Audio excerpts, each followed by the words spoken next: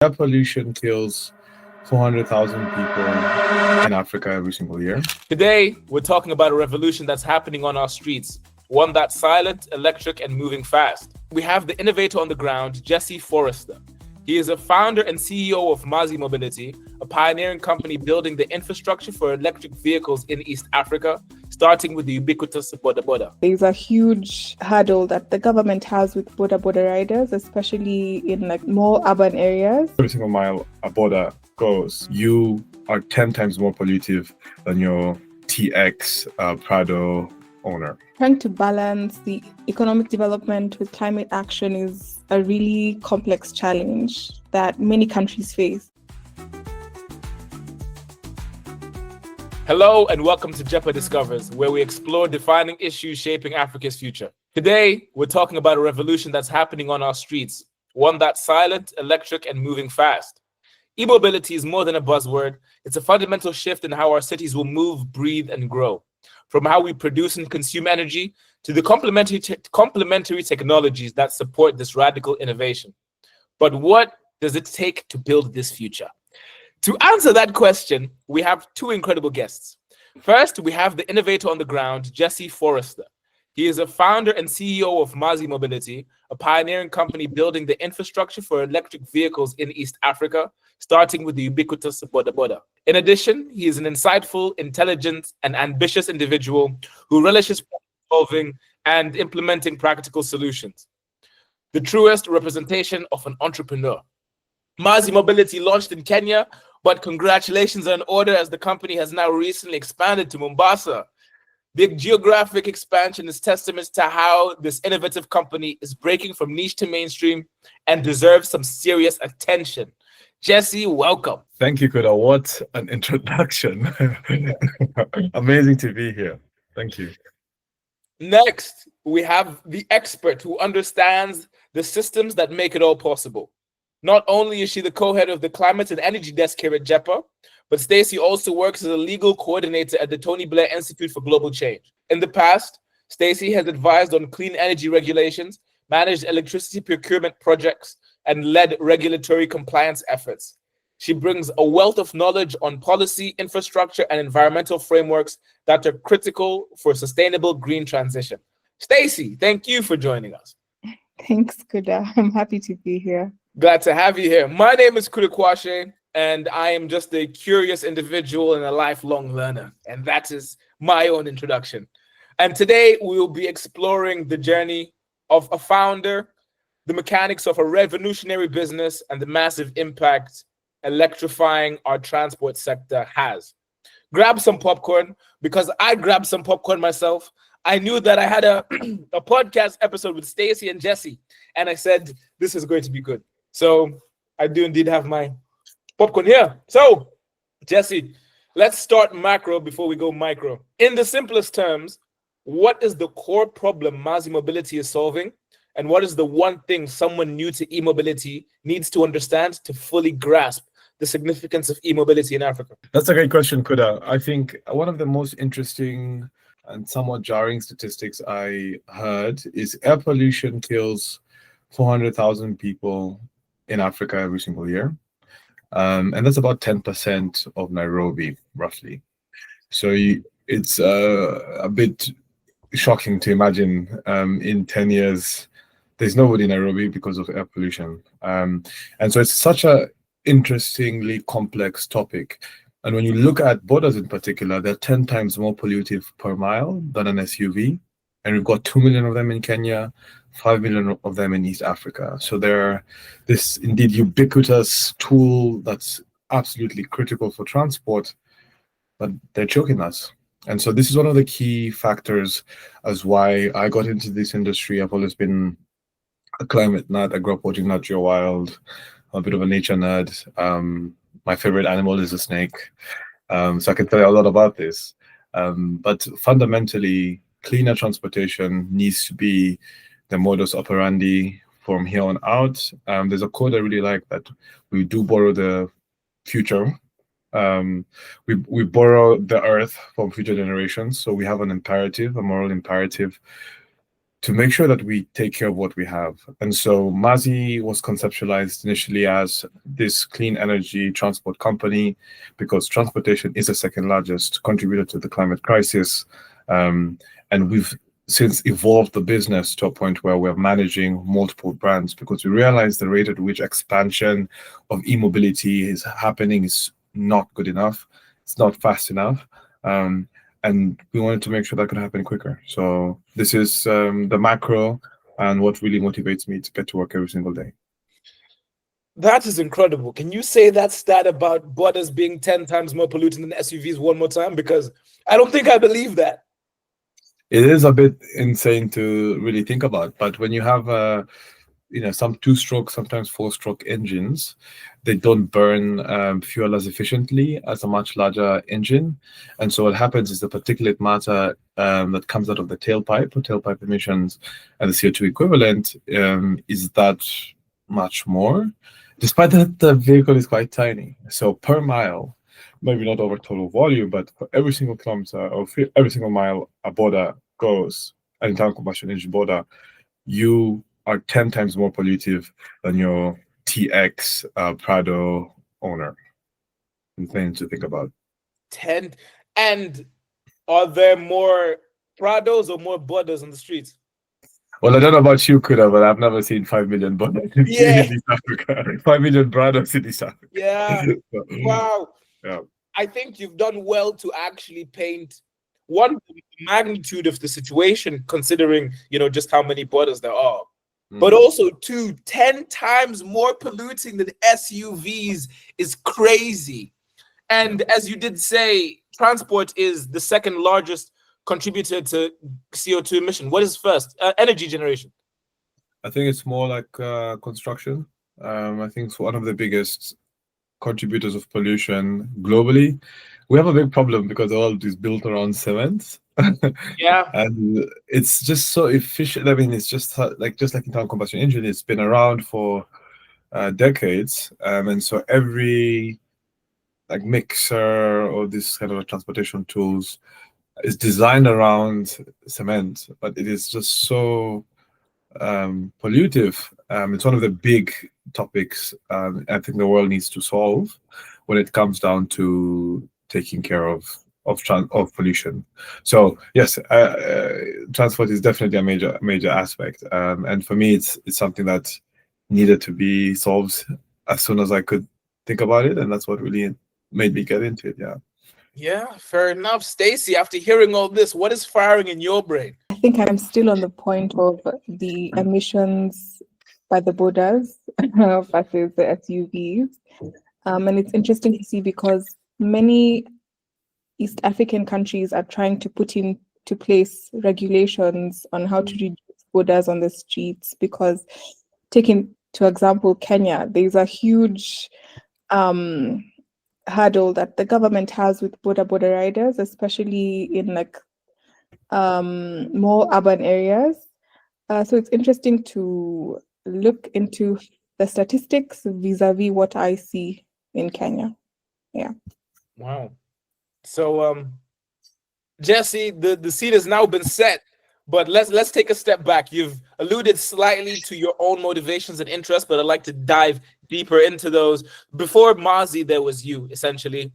What was the journey that led you to this point, and what personal interests or experiences put you on the path to becoming a green tech entrepreneur? Yeah, I think to answer that question, we have to take a step back. So I did mention that I am a nature nerd. I grew up watching Nat Geo Wild a lot and how it's built. And so one of the things that was most fascinating to me was about how things come to be. So it's manufacturing and creation. As they say, creation is the closest thing we have to divinity, because it is literally making things from thoughts and the imagination. And that combined with my nature love, in hindsight, was what really started my love for climate. And so when I was in South Africa, I used to go to school at the African Leadership Academy.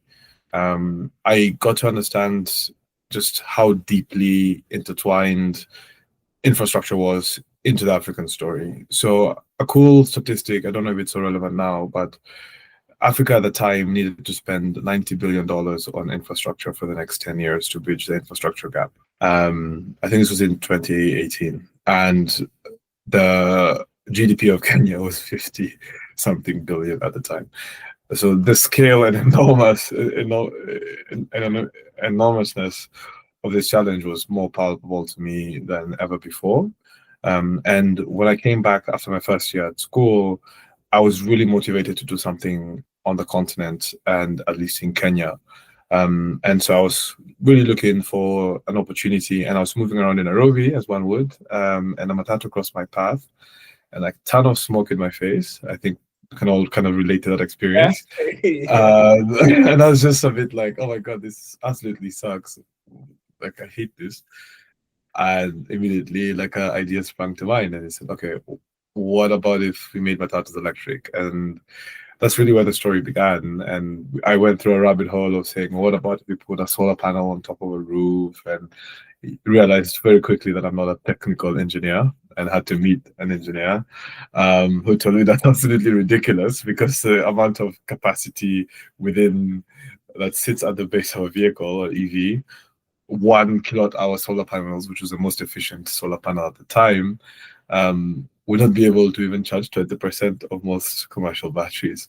And so then evolution became a thing. And as I was diving into that industry, I then came across the border statistics. I then realized how quickly the border industry was growing too.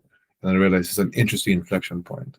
Now, something that's also critical to mention is, as much as climate is a big motivator, you also need to pair a financial aspect to any sort of business. And so there's this kind of concept of this triple bottom line effect. Border guys don't really care about the environment. And maybe some do, but I think this is a self-actualization component. We have enough that we say, oh, wow, it's getting hotter, we need to fix it. Whereas sometimes we forget to imagine that the average border guy makes 1,000 net a day, and for our international viewers, that's sub, I think, $7 or so, and that's a generous estimate, considering some places say it's $2 to $3, especially in non-urban areas. That's not Kenya, that's not Nairobi. And so the beauty about e-mobility is that you have this efficiency gain because it's a direct transmission vehicle, and you're not burning fuel and heat to power your vehicle. And that difference, if you can get the cost of electricity down enough, creates a situation where you can have 30 to 40%, some cases 50% in savings to the rider instead of using a petrol bike. So from day one, you're already a lot cheaper. Now, when we started the company in 2021, a big concept was total cost of ownership. So the price of an electric boarder was a bit more expensive than an ICE bike. ICE is internal combustion engine bike. And so one of the key components or things to think about there is, because of this efficiency gain I described earlier, if you're able to finance a vehicle, as much as it's a bit more expensive, it doesn't vary that much, but the daily savings are so significant that the total cost of ownership of this asset is a lot cheaper than having a fuel bike, even if the electric bike was more expensive. What we've seen over the last 4 years is that the price of electric boarders continues to drop, and we are starting to get towards price parity. So once a vehicle is competitive as itself, it then creates an interesting incentive for boarders to really have it, even from a monetary purchase point of view. And the innovative business models that surround the vehicles, in that, for example, battery swapping is something we're going to talk about in depth. And for our audience, battery swapping is where a company owns all these batteries on balance sheets, and the riders come in, they do an exchange. For our local Kenyans, it's like a gas cylinder exchange. When your gas is empty, you take it to the shop, you get a new gas cylinder. And this battery swapping facilitates, one, better end-of-life management for the assets, but also creates a scenario where you're able to decouple the price of the bike, which is the frame, the chassis, and all the electrical components, and the price of the battery. Because an electric bike, 40 to 50% of its cost is a battery cost.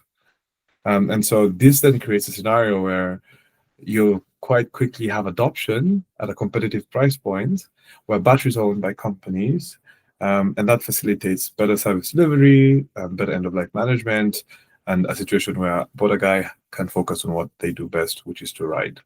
And then we handle everything else. So that's a little bit about how I got into the space. And it has been something that I've done. Now it's almost my whole professional career.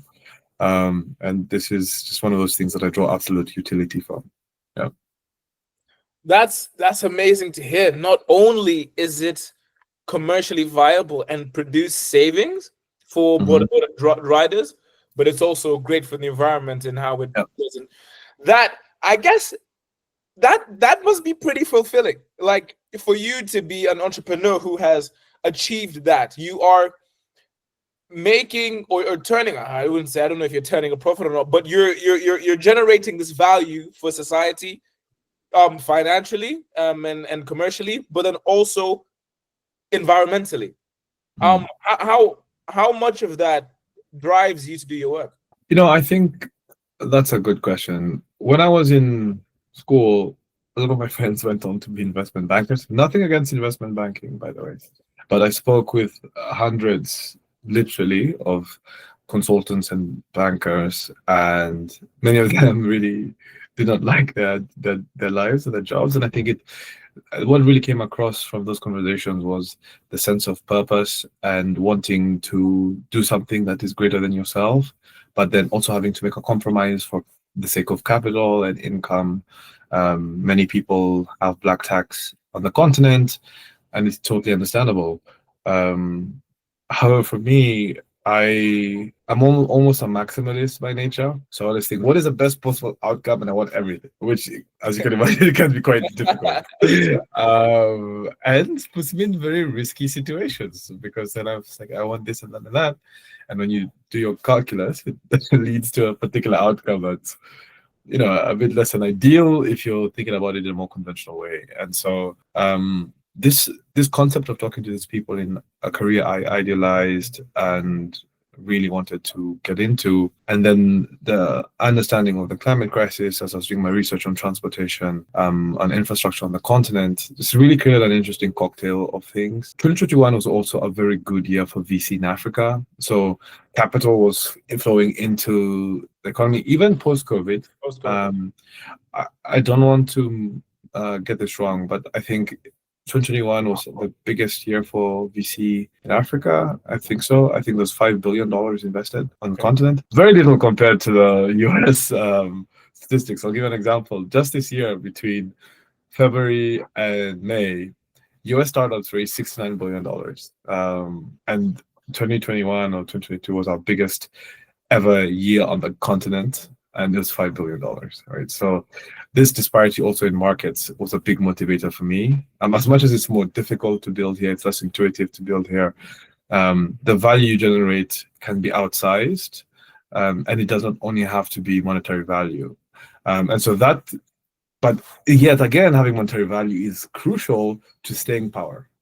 And so there's something that I think doing good and making money can be inextricably linked.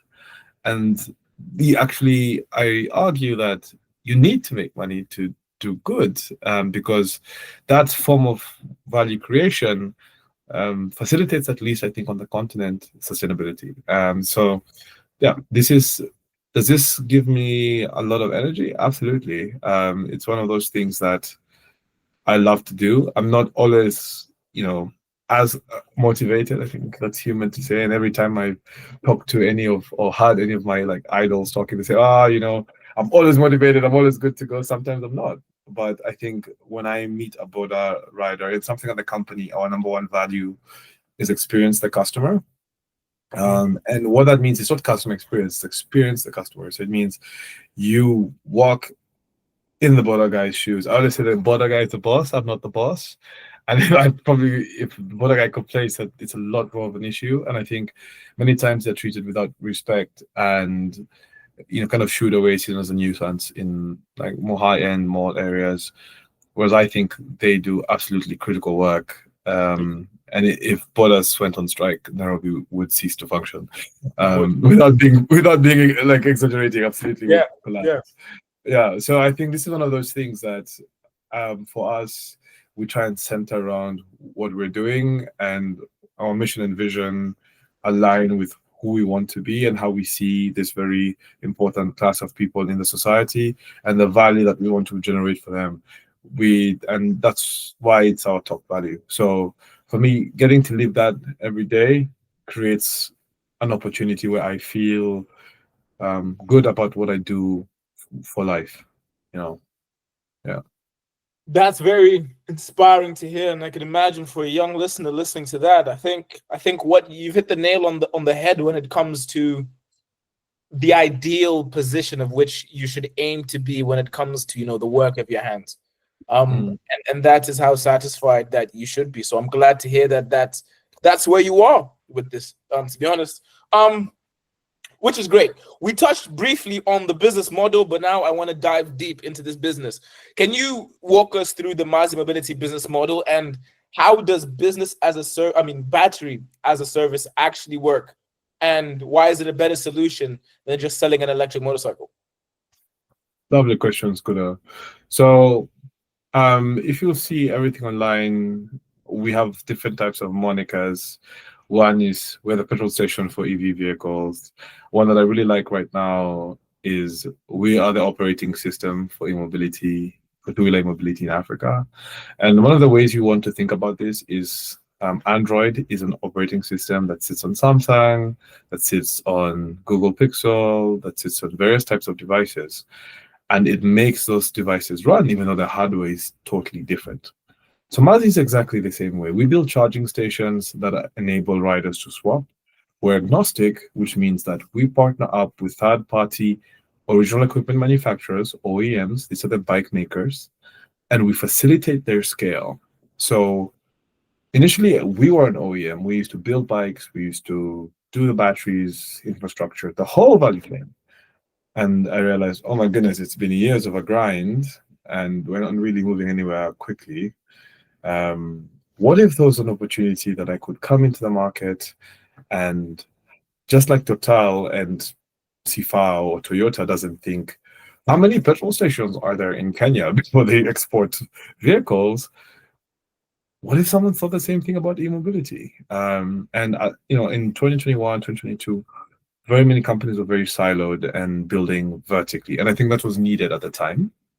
Someone needed to go first and show that it could happen.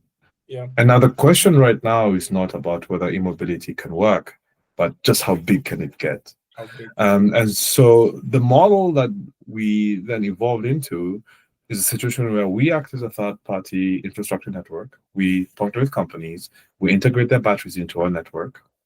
Now, some questions that might be coming in is, do all these batteries have the same plug and connector? They're different sizes.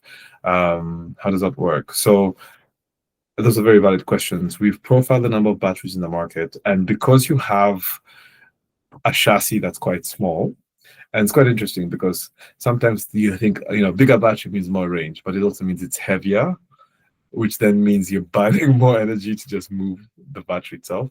And so then you have design constraints on the asset or the chassis of the vehicle that prevents the size from getting too big. That's the first thing. So most times we can fit about 70 to 80% of the batteries in the market. And that's good. That's good enough for us for now. And on the connector side, we realize some companies share various connectors together. And we have, I don't know how old our audience could be, but 2008 dongle, where you had like a dongle with your Type B and your unique iPhone connector. And so that's a little bit there. And I think it's quite stupid that we do it this way, but yet it's still quite important as we begin the transition. When I talked about the Toyota and Total petrol station analogy, we sometimes forget that EVs, or internal combustion engines rather, have been around for 100 years. And so they were EV, like internal combustion engines, actually the first cars to be made, that was first. Yeah, the EVs came first, you're totally right. But because of Ford and politics, then we had ICE. But in this scenario, what we're seeing is the after effects of an industry that's mature. And so when we're looking at this business, we said, how do we get to that point a lot faster. And so this was the outcome. And so since we partner up with these companies and we solve that logistical challenge, we act as a turnkey solution. And how we make revenue is we have a split in the swapping fee that the riders pay for their energy. And some of that comes to us and some of them goes to the companies, because we do the heavy lifting. So we get the permits, we install the stations, we ensure that the bikes and batteries are moving, and we have an operational outfit for that. Whereas you are just a capital or asset owner. You bring in your battery and you say ciao, and you say, Jesse, this is your problem to figure out all these other logistical nightmares, and you pay me for that daily. And it's a pretty good deal. And so this then creates a situation where companies can come in and deploy, instead of 20 bikes at a time to test the market, 150, 1,000, 5,000. And if you really look at the number of EVs in at least two-wheelers in Kenya, last year we just hit about the 5,000 mark, 6,000 mark. I would love to see what in a theory of change, which basically is what is the world without Mazi. It's called the counterfactual. I would love to see a situation where we could directly attribute the growth and proliferation of more vehicles because of the work that we're doing. And so we're getting a lot of traction with this business model and arrangement that's creating opportunities for expansion. That's why we are now in Mombasa, as you referenced earlier in the podcast. I fly, again, maybe not the best for the environment, but I fly to Tanzania as we look at the opportunity. Someone needs to decarbonize their transport, man.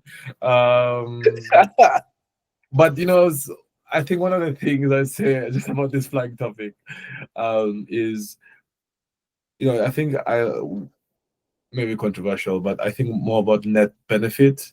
And I think because of choosing to start Mazi, mitigate pollution a lot more than the average Joe. So that helps me sleep at night a bit better. Oh man,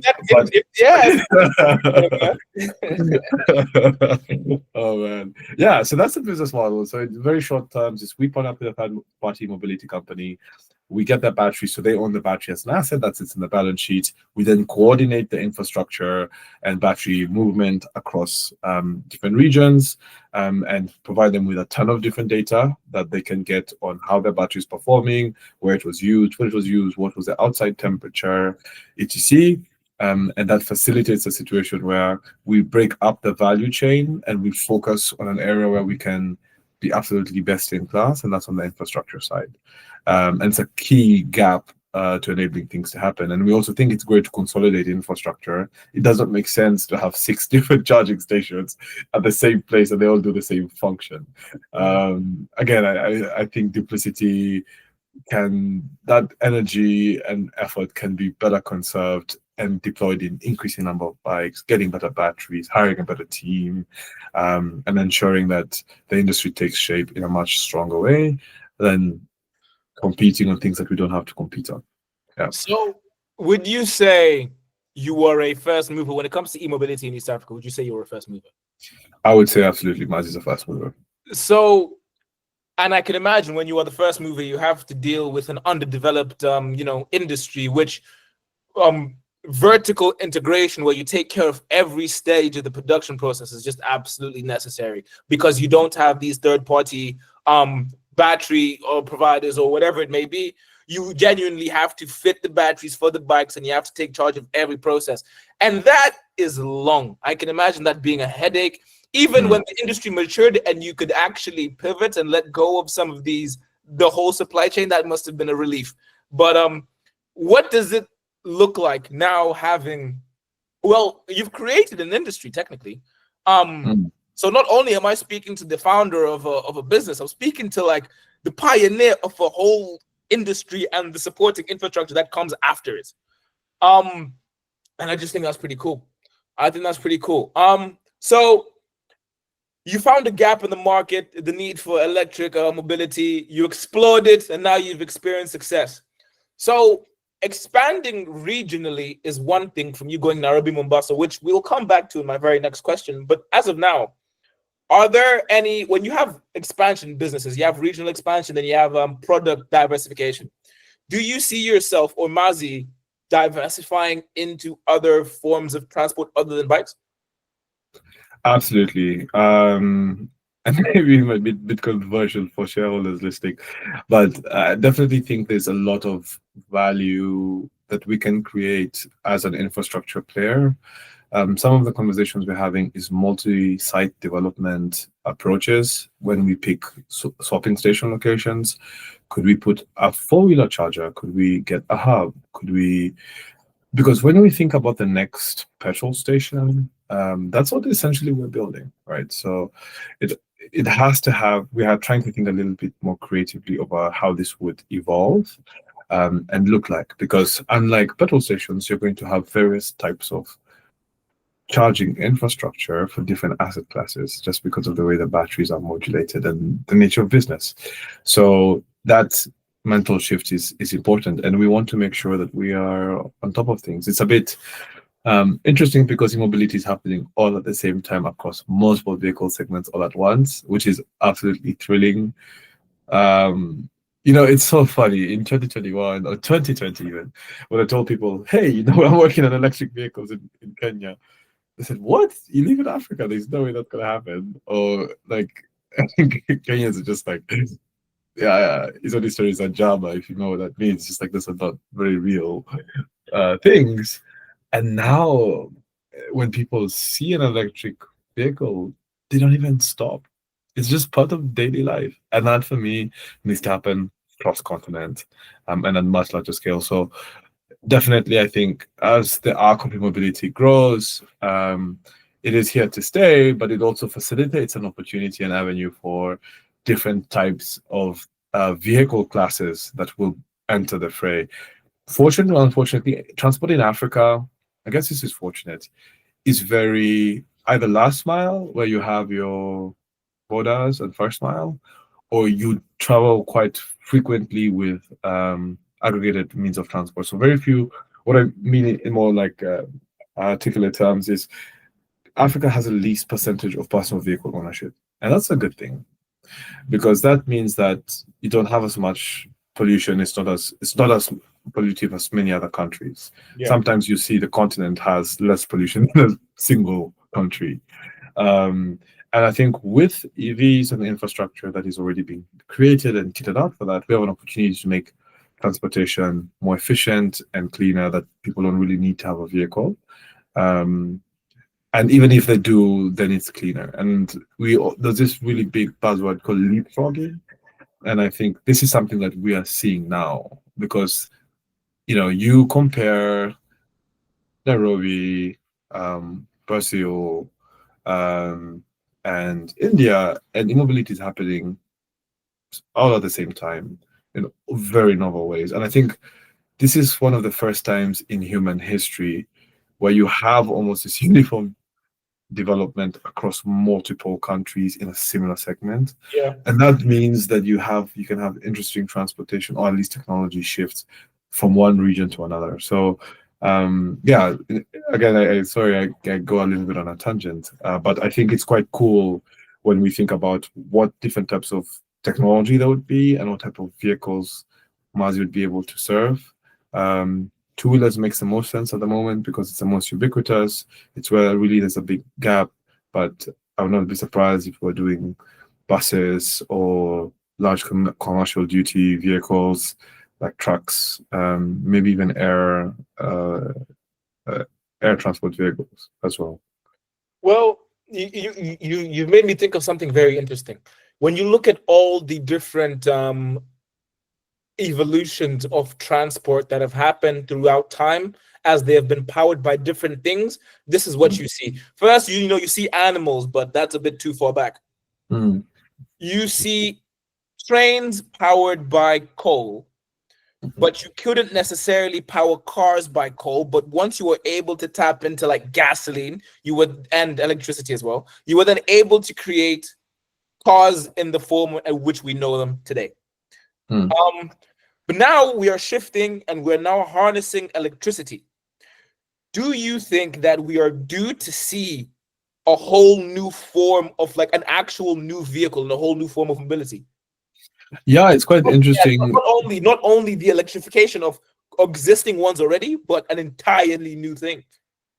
Yeah, that's such an interesting question. So I don't know if you've seen, well, I don't know if it necessarily will be a completely different vehicle class, but I think it will be the accessibility to the different types of vehicles would be higher. The place I've seen this the most is with like quote unquote flying cars, or I forget the exact name, but we're seeing this like electric propelled vehicle that becomes easier for and a bit more obtainable still in developed markets, but also recently we saw a company here and in Rwanda set up shop, and they're going to do taxi services with these electric like helicopter things. And that's so cool. Like I mean, like it's interesting to see that happening in Nairobi. You like suck in traffic, you go to your Uber and like takes you across.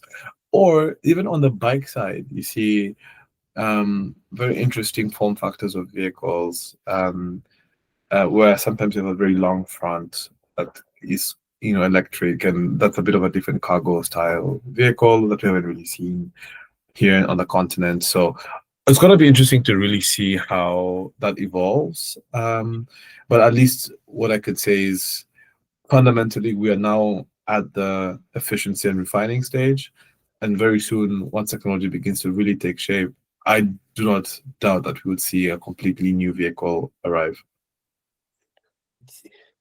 And basically, you've just said flying cars is next. It's finally that in our lifetime we'll be in flying cars. Yeah, I mean, I think there's still so much to think about from a regulatory aspect, and like from a safety, like. But the dreamer and entrepreneur and futurist in me would love to imagine that kind of reality, especially on the continent. I think this is the next frontier of humanity, and it's in Africa, and doing amazing things like that. That I think sometimes when people think about the continent, they think, you're always kind of like playing catch up. But I would love to see, and I think that's one of the reasons I find what I'm doing so interesting, is because as I mentioned to my other comment, we're all technology developments happening all quite uniformly across various regions. And we might see an opportunity for what we're doing to be on the bleeding edge of technology in e-mobility. And that creates interesting avenues to lead the conversation. And many times, our president, Controversial North, was talking about permanency in the UN Security Council. And I think that kind of shift for the continent being taken seriously, for technologies being taken seriously, as development continues to happen for majority of our people, I think it's going to be also quite interesting to see how e-mobility and EVs plays its place in market and thought leadership at a global stage. And I think we have an opportunity to contribute to that, which sounds a bit self-aggrandizing, but I think is true from a factual point of view. And I think that's also quite cool. Yeah. So Stacey, we've just spent so much time talking about how this innovation is due to be amazing and save the environment, as transport's like the second biggest emitter of CO2 emission. But at the same time, on this very, very continent that Jesse, this very East African region that Jesse and I are speaking so highly about being pioneers at cutting edge clean energies, you have initiatives like the East African crude oil pipeline, which the emissions of that whole pipeline alone emits more than Uganda and Tanzania put together. So now my question is this: where is the balance when it comes to economic development and then also saving the climate? Yeah, so thank you so much, Kuda, for the question. Also, I just want to mention that I'm here in my capacity as co-head of the Climate and Energy Desk and not any of the other hats that I wear. Yeah, so I think that trying to balance the economic development with climate action is a really complex challenge that many countries face. So in Kenya and just Africa as a whole, because on one hand we have, the moral and more practical imperative view that, we need to lift up people out of poverty, create jobs, and expand infrastructure. But also we really necessarily do not want to lock ourselves into high carbon systems, which will eventually worsen the climate crisis that's already happening and hurt future generations. So I think some of the ways that we can achieve this balance is to first understand the existing tension between both sides. So we need to first look at the economic development needs. So like I mentioned, the creation of jobs, because there's millions of people entering the workforce every year and they need to make a livelihood. And so we need to consider how to create jobs, but not damage climate in the long run, even in the short run. We can also look into energy demand growth. So as industries grow and cities expand, and incomes rise, energy demand soars. So, looking at the demand and how much we can supply to our own cities. Third, infrastructure expansion, which I think is something Jesse already touched on. So we look at roads, housing, transport networks, as well, and also poverty reduction, as I mentioned. And then now on the other hand is climate action imperative. So trying to avoid climate catastrophes. Like we've seen extreme climate catastrophes in the Horn of Africa, where there's drought, looking into Uganda, where sometimes there's lots of floods in the northern areas of Uganda, food insecurity, and also displacement. And also just trying our best to protect natural resources, so ecosystems such as the forests, water towers, and coastlines, to ensure that we preserve them and make them resilient for the long-term survival, for their long-term survival. And then just global justice, because Africa contributes to a very minimum percentage of global emissions, and we suffer disproportionately from climate impact. So looking at that as well.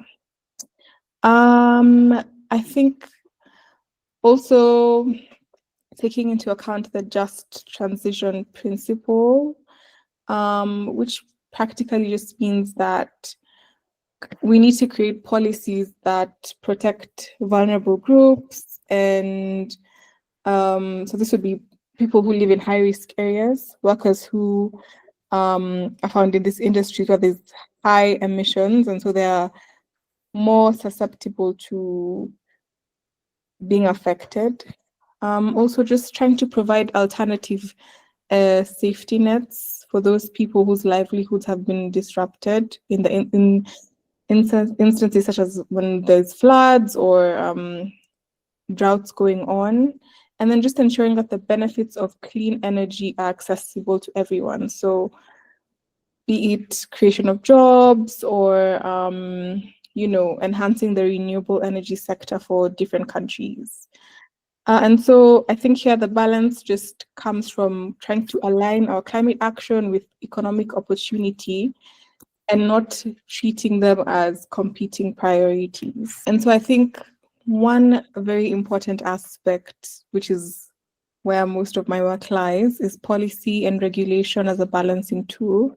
So I think governments play a really crucial role in ensuring that there's a balance by incentivizing clean investments. So this could be through subsidies, tax breaks, and just providing regulatory clarity for EVs, the renewable sector, and for clean industries.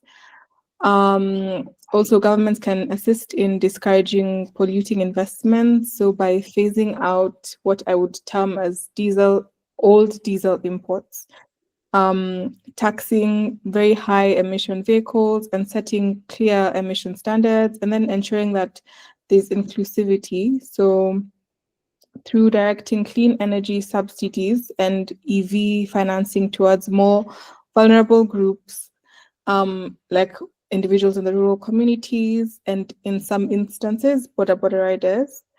And then the second thing is that maybe thinking of a dual purpose strategy. So where economic growth can be decarbonized from the start by investing in clean modern systems, as opposed to catching up at the very end or attempting to do everything when, we've seen that there's a huge crisis in the climate sector. So this could be in the transport sector, like we've spoken about having EV matatus as opposed to diesel-based matatu fleets. In energy, expanding access to electricity through renewables like solar, wind, and geothermal to avoid pollution and import costs of fossil fuels.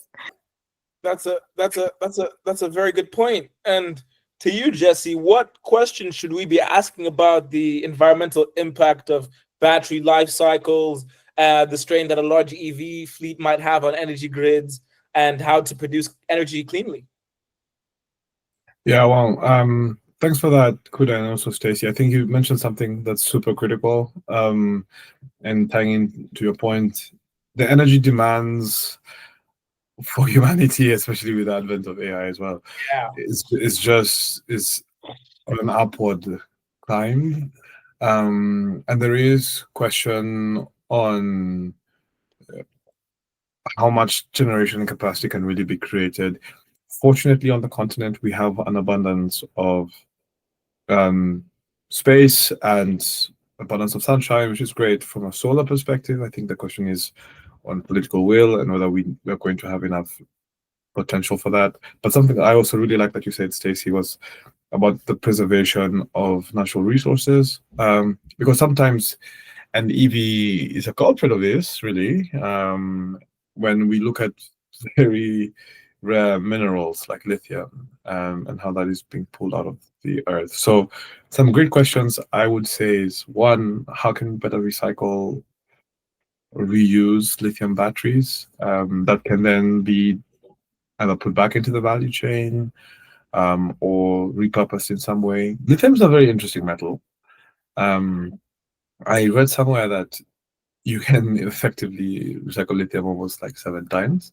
It just depends on how well you collect it and how good the recycling processes are. Now, they are very carbon intensive to mine and to also recycle, and hopefully this will begin to change. There's also looking at different chemistries for batteries. So there's a big talk about a sodium battery that could potentially have a lot of energy density that's coming into the market. So that's a good question to ask. I think the other question is, how can I get involved? And I think for us, and maybe it's a bit selfish to say, take an electric bike instead of a petrol bike. That's a shameless plug. I got you. But it's so interesting because consumer preference has begun to shift to electric. If you've been on an electric bike and a petrol bike has a lot of vibrations. Whereas an electric bike is quite steady and quiet, and people say they're more comfortable and it's not noisy. So if the border guy is actually trying to talk to you, you can hear what he's saying. Whereas before, it's such a struggle. So I think these are some interesting kind of macro. How could we move the industry towards a more a less resource heavy technology or product? And then on a more individual level, because sometimes when you look at the macro and you think, oh, wow, I have, like, the world is burning, you can get quite discouraged and get into like a doom loop. Whereas sometimes if you're just making some changes daily, then that creates an avenue for you to have really good small impact. I mean, absolutely, corporates and people like us have to be very responsible in our sourcing, and trying, as much as we're bringing in the technology for this transition, we don't want to create previous mistakes that have happened in humanity's history. So I think the just transition aspect is such a critical factor to think about as we develop and continue to better industrialize and kit out our countries. So there's such a massive opportunity to do it right. And it's an important thing to ask. Yeah. Yeah. Now, I do want to congratulate you on your expansion to Mombasa, and I do want to give you the confetti in the chat. What? Let's talk about that. What does it mean for Mazi? What does it mean for you? What does it mean for e-mobility in Kenya for you to diversify to a different city? So for the longest time, e-mobility has been a Nairobi thing. You hear a lot of people say, it doesn't work up country. And I think, yes, Mombasa is probably the second largest city in Kenya. So I would not say it's necessarily rural electrification.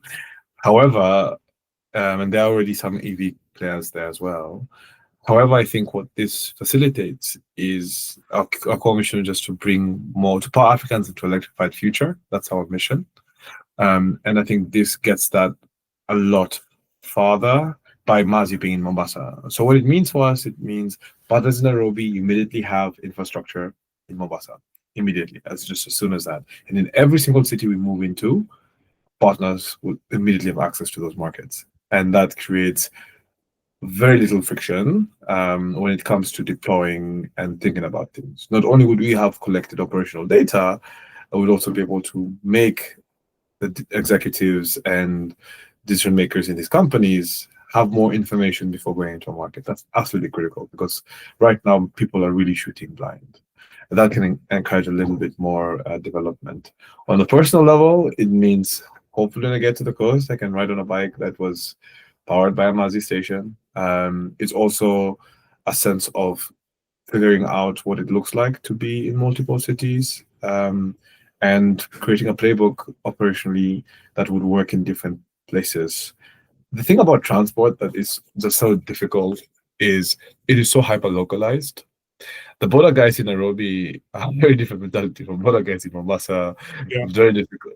And I got into a habit of just like, every time I'm anywhere in the world and there's a guy on a motorcycle, I like immediately stop him and I'm like talking to him and I'm sure they think, who is this random human being just talking about bikes to me? I'm like, oh, what's your CC? And have you tried this electric bike? And like, yeah, it's like, it's a bit, it's an addiction at this point. So I think that's also something that I would love.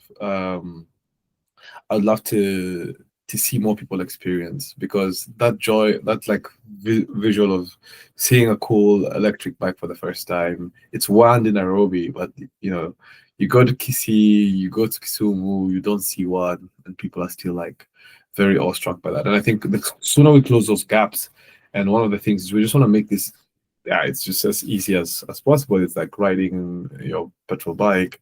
That's when I think we'd really start achieving our mission, right? Because more and more people will have access to these vehicles. So that's really what it is for us. It's saying, okay, can we create a playbook for growth, and can we deliver more value to customers and partners so that we can scale this company and our solution a lot quicker? Yeah. And Mazi isn't just about batteries only. Earlier, you did allude to the fact that you're able to provide data on battery efficiency, the temperature outside. So it's not only about the batteries, but it's about data and technology. How are you incorporating the Internet of Things, and other complementary technologies to make your service offerings more comprehensive and for riders and logistical partners? Again, quite a great question. So Mazi, in and of itself, is, I think I say sometimes we're a tech company that does hardware. So one of the key components is the beauty about like EVs, especially like electric bikes, is it's so connected. Every battery has GSM, which is a SIM card inside it. Oh. And so they're all tracked. They're all emitting data every X amount of time. And there's a battery management system that sits on top of the pack. A pack is a configuration of cells. So for those who want to imagine, the back of your TV remote has probably 2 cells. Those are arranged into a quadrant, or I think 8 depending on the configuration. And those configurations make up a pack. And so the BMS is a device that's used to coordinate the various cells and how they charge. to come up to a battery. And so the IoT device sits close to the BMS, and that sends data into servers about how the battery is performing, what we call the state of health and the state of charge. State of charge is what it looks like to get from 0 to 100, and state of health is when I'm charging my phone, it's not giving me 100 like it used to. It's getting to 80%. That's state of health. And so these kind of metrics are absolutely critical to understanding depreciation of assets. And you can imagine if you're a large company that has 10,000 batteries on balance sheet, each battery costing upwards of $500, depending on the capacity, that's a lot of money in assets. And so what we try and do is we've built a station that one can communicate with different backends and pull API information from different layers, but also dynamically manages charging. And this is, at least at the way we're doing it, a fast in Africa and probably globally, where we can modulate the different amount of charge and create solutions where we can make edge case based decisions. What does that mean? So, for example, if we know there's like Kudakwashe in Westlands, there's like not enough batteries available, or the batteries are quite low, we can kick up the charging speed, batteries will be available to you, or we know there's a hotspot in this particular area, so that pings our backend server. Technicians on ground move batteries to a specific location, that providers never really feel these effects. Additionally, we can then reduce the total pool. A pool of batteries is basically the number of batteries within the network. So we can reduce the pool that is needed, keep the same number of bikes active. So a situation where you'll see is you no longer have to spend, we always have a ratio of bikes to batteries, because in a battery swapping model, you need to take one battery out and you need to pull one battery back in. Yep. So you always have a bit more than your actual capacity. And so reducing that number is a key metric for us as well, because that creates a scenario where we're more efficient with our infrastructure. So there are various types of components, and then that sits on what we call Mazi 360, which is our intelligence background, and 360 gives us historical data, what we call a battery passport. And this is, I can tell you where the battery went, who used it last, how many times did it charge, how many times did it get into this particular cabinet. We have a cabinet style for people listening. Imagine your Amazon locker or cubby holes, and they just store the battery there. So I can tell you how many times did it go in this particular cabinet. Was it this charger that charged it? How quickly did it charge it? So we completely, almost every piece that we can collect information on, we do. That then allows us to make better decisions at end of life, but create just very intelligible information that can be useful to a multitude of people. And one of the ambitions that I have is, for a lot of this, I would love to open source, because I don't know if anybody has tried, but looking for data on the continent is probably the biggest pain in the ass. No, let me tell you, you're speaking to people who work for like an advisory company. Yeah, data is not available on this continent. It's not. You have to look underneath the rocks to find it. Absolutely. And I think that's just a missed opportunity. And I think sometimes people see that as a competitive advantage, but it creates scenarios where, you're not competing on the things you should compete on. And I think there could be a lot of really interesting advancements forward. So we're still thinking about how that will play out in terms of our reporting and how we would share that with the world, with what we're doing. But yeah, data is core. I mean, our vision is to be Africa's leader in moving people, data, and things. That's literally our tagline. And what that means is borders move people and things, and how that works is coordinated with data.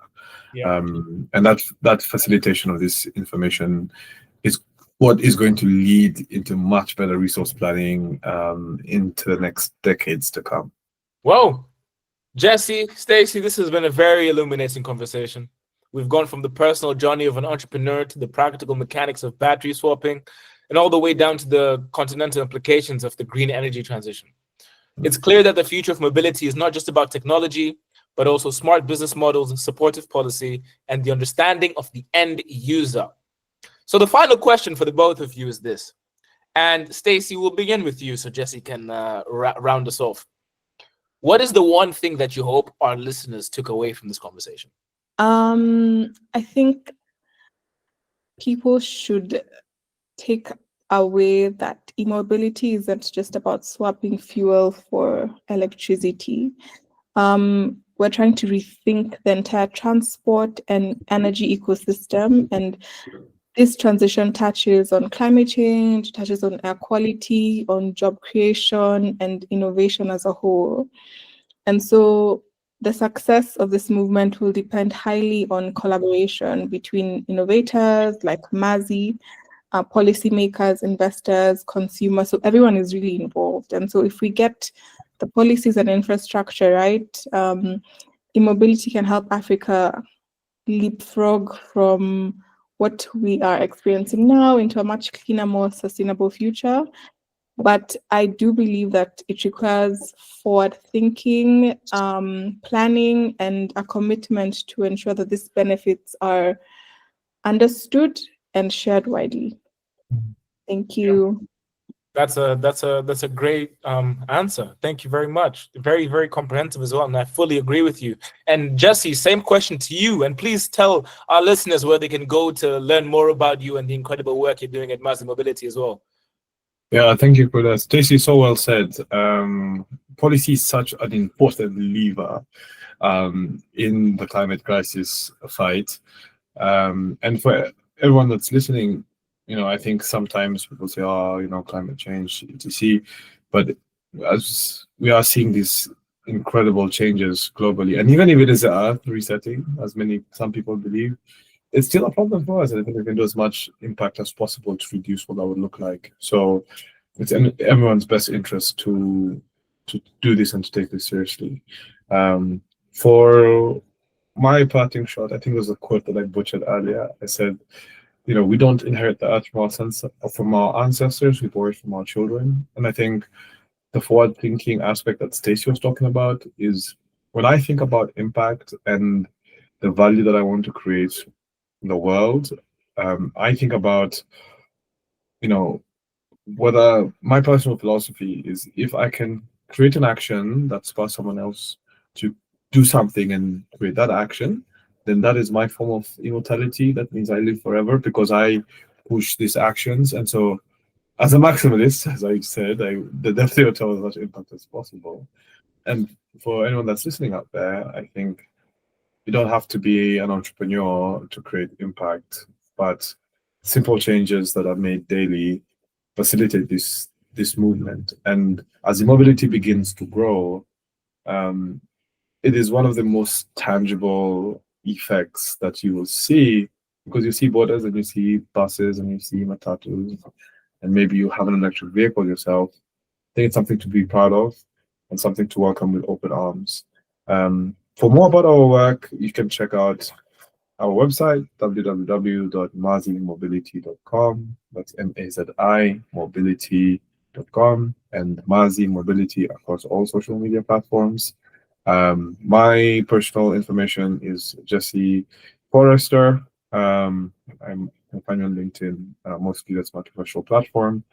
And if you're in Nairobi, please feel free to get in touch with us, schedule a visit, come see where the magic happens, and we can definitely give you a complimentary ride in our workshop. I can't really guarantee you a ride in Nairobi, but to really get a chance to experience and feel what it looks like and to know that it's real. And people like me and the other various pioneers in the industry, fast movers in the industry, are doing amazing work to bring this reality of this future we all imagine. And that to me is super cool. I don't know if I can swear, but no, I guess we'll see what the editors say.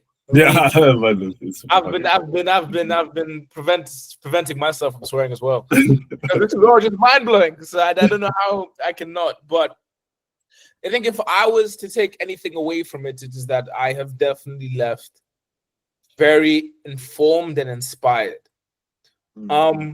Jesse, you're a very inspirational guy. Your maximalist thinking, and also seeing how it's paid off and how you can have your cake and eat it when it comes to looking out for the environment and also, making a profit for yourself as an individual. And also, but more importantly, the satisfaction that comes with being satisfied with the work of your hands. And I think that is a message which translates into so many different things, whether you're talking about the environment and e-mobility, or whether you're talking to an athlete, or whether you're talking to a doctor, or whether you're talking to a teacher. The advice from that and the fundamental learning from that, I think, is very, very powerful. So yeah. To our listeners, thank you for tuning into JEPA Discovers, a segment of the Karibu JEPA podcast.